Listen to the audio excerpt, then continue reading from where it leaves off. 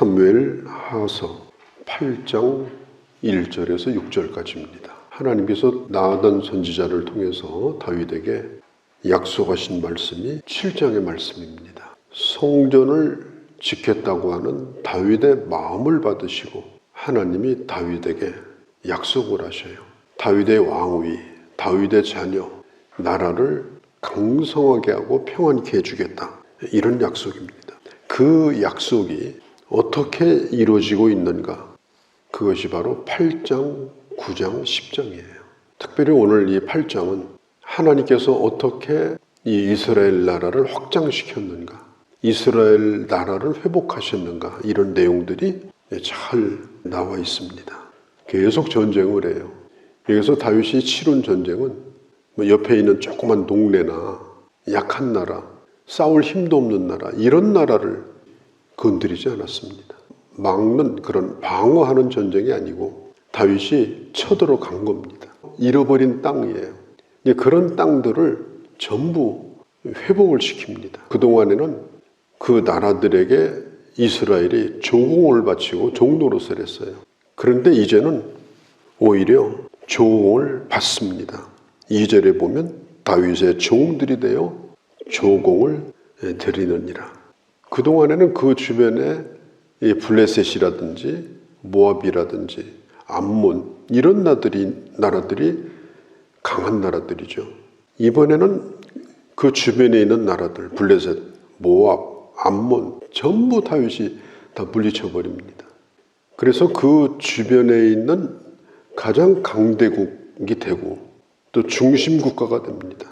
이스라엘 역사에 이런 때가 유일하게 다윗의 때 한 번입니다. 이스라엘 국기가 다윗의 별이에요. 별 표시에다가 원을 이렇게 그린 별인데 그걸 다윗의 별이라고 그래요.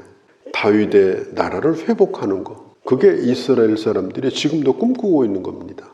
1절에 보면 이후에, 여기서 이후에라고 하는 말은 사무엘 하서 5장에 보면 블레셋이 이스라엘을 2번 쳐들어왔어요. 1차, 2차에 걸쳐서. 그때 다윗이 이 블레셋을 물리칩니다. 그때 이겼어요. 그 다음에 이제 3차로 전쟁을 하는데 이번에는 블레셋이 쳐들어온 게 아니에요. 다윗이 먼저 가서 블레셋을 칩니다. 블레셋은 이스라엘에게 정말 끊임없이 괴롭히는 그런 존재입니다. 사울도 평생토록 블레셋하고 싸웠어요. 그렇게 하다가 나중에는 블레셋과 전쟁을 하다가 길보아 산이라는 데서 그 자식들과 함께 블레셋에 의해서 그 가족들이 최후를 맞게 됩니다. 이번에는 다윗이 칩니다. 어떻게 보면 굉장히 통쾌한 장면이에요.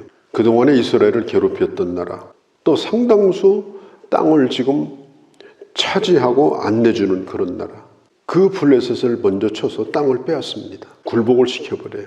그럼 블레셋이 어떤 나라냐? 이스라엘 백성들이 가나안 땅에 들어갈 때 그 가나안 땅에 살고 있던 원주민들이에요. 여호수아가 백성들을 데리고 들어가서 원주민들을 내쫓은 거예요. 그리고 이스라엘이 그 땅을 차지하고 있어요. 그러니까 이 블레셋의 철천지 원수가 이스라엘이에요. 옛날 자기들이 살고 있던 땅을 차지하고 있으니까. 그러니까 이스라엘이 뭐라고 주장하는가 하면 그건 우리 땅이다. 본래 아브라함의 땅이다. 여기가 니네 땅이 아니라 우리 조상 아브라함이 여기 살던 땅이다. 여기 우리 조상의 묘도 다 있다. 계속해서 전쟁을 치른 거예요. 또 잃어버린 땅도 찾아옵니다. 이 블레셋이라는 나라는 다윗이 어려울 때 신세를 진 적도 있어요. 가족들도 받아주고 수백 명의 사람들이 살 수 있도록 그렇게 도와주고, 조건은 딱 한 가지예요. 블레셋 아기스 왕 밑에 들어오는 걸 조건으로. 다윗이 신세 진 적이 있어요. 우리가 세상이라는 게 그렇습니다. 내가 약할 때 어떤 사람이 나를 보호해 줄 수도 있어요. 그 대신 그 사람 앞에 내가 무릎을 꿇어야 돼요. 조건은. 그러나 어느 순간 적대적 관계가 되면 전쟁을 해야 되는 거예요. 이스라엘은 블레셋의 속국이 아니고 독립국가고 당당한 통일 왕국이다. 이걸 분명하게 지금 밝히고 있는 것입니다. 그 다음에 모압, 이 모압 족속과 이 싸우는 거 2절에요. 저는 이해가 좀 안 되는 부분이 있어요. 성경에 뭐 답이 없으니까 이 군인들을 잡아가지고 키를 재가지고 키 큰 사람은 다 죽이고 키 작은 사람은 살려놓고, 다윗이 또 그런 전쟁도 했어요. 이 모압이라는 나라에 대하여 다윗이 아주 잔인하게 대처를 했습니다.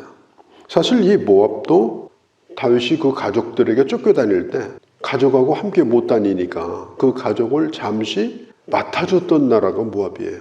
다윗이 모압에도 신세 진 적이 있어요. 그러나 신세를 졌다고 해서 끝까지 그 그늘 밑에 와 있는 건 아니거든요.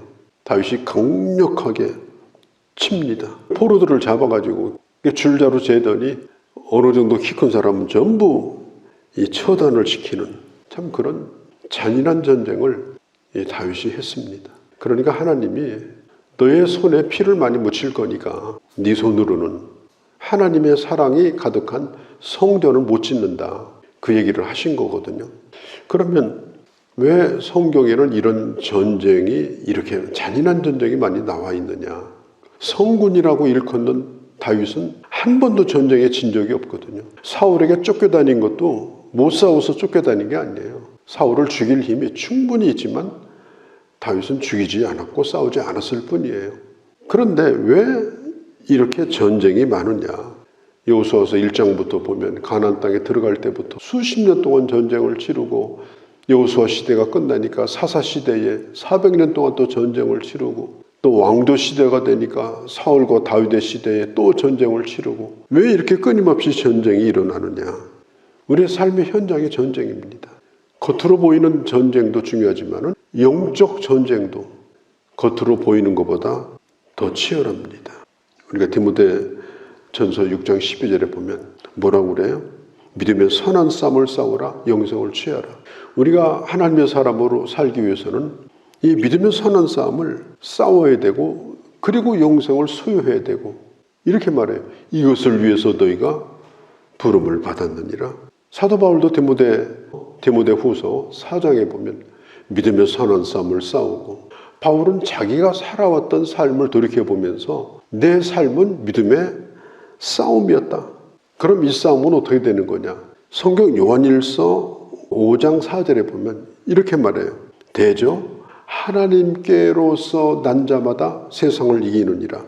그럼 우리는 이 세상의 영적 싸움의 현장에 보내진 자들인데, 하나님께로서 난 자마다 세상을 이긴다고 했으니까 하나님이 우리와 함께하여 우리는 이길 수밖에 없는 전쟁을 하고 있는 것이다.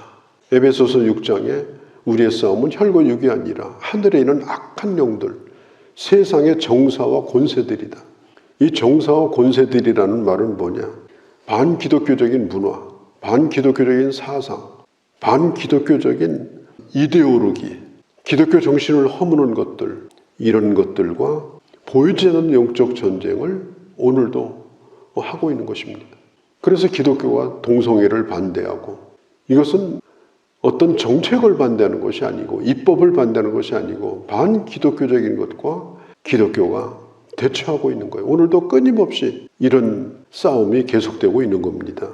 반드시 이겨야 되는 전쟁이기 때문에 다윗도 이 전쟁에 이긴 것처럼 영적 전쟁에서 지는 자가 돼서는 안 된다.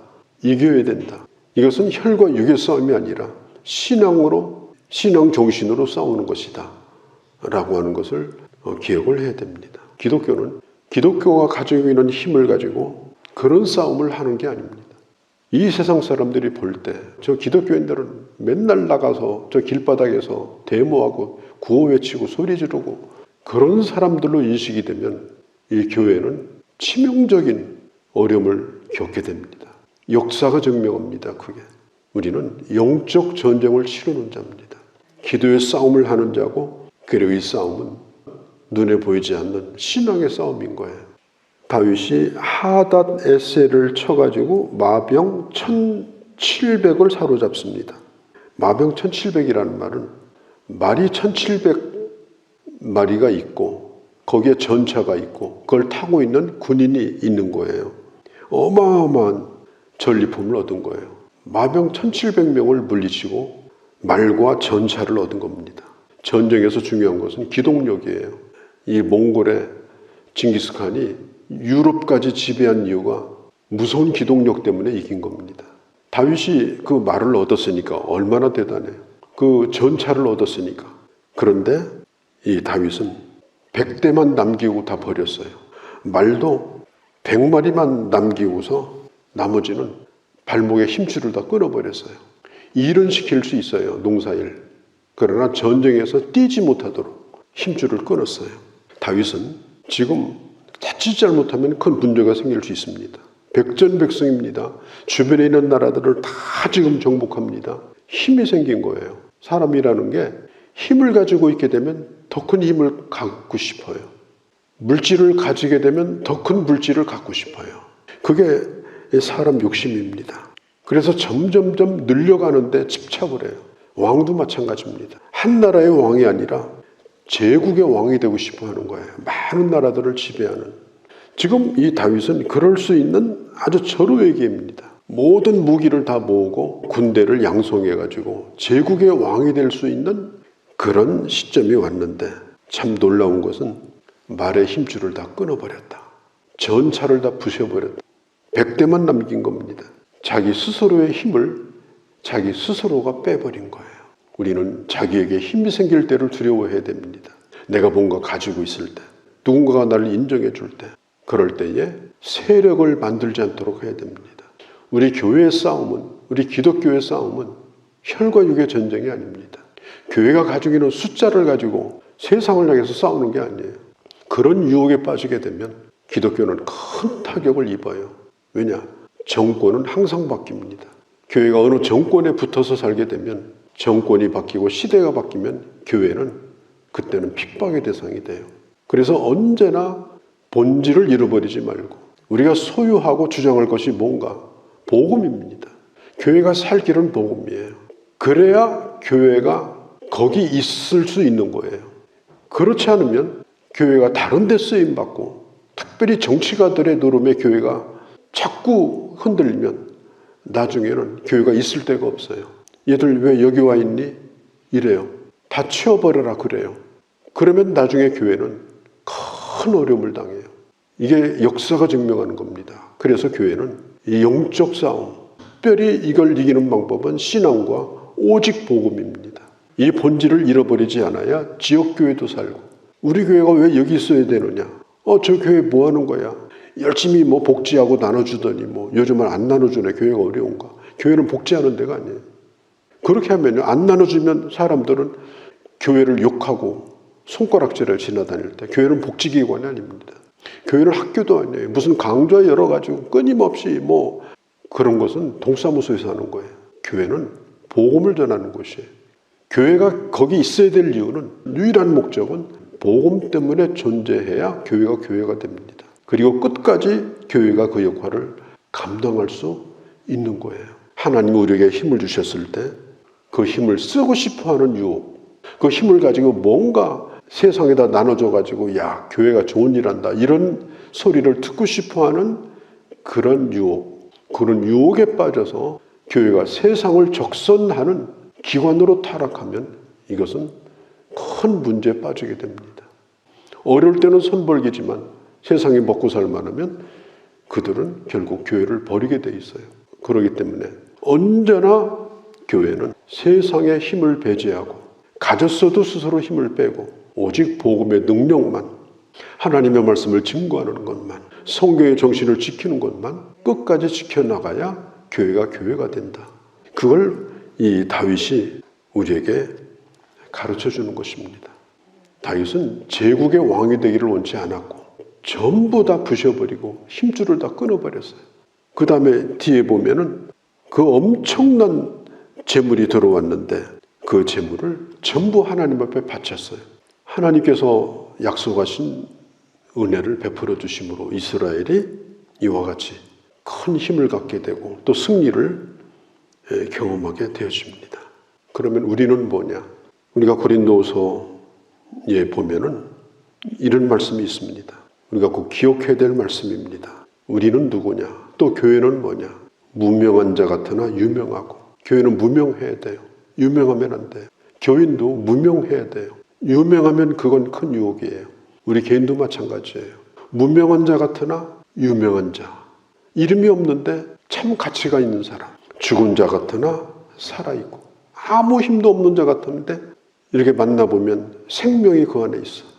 예수 믿는 사람 우습게 하라는데 며칠 교제해 보니까 영생이 그 안에 있어. 그게 예수 믿는 사람이에요. 징계를 받는 자 같으나 죽임을 당하지 아니하고, 저 사람 저 암병 걸려가지고 저 사람 사업 망했다는데 예수 믿어서 저렇게 망했네. 그리고 동정하려고 가봤는데 망한 게 아니에요. 죽임을 당하지 아니하고 살아있어요. 어려운 것뿐이지 전혀 문제가 없어요.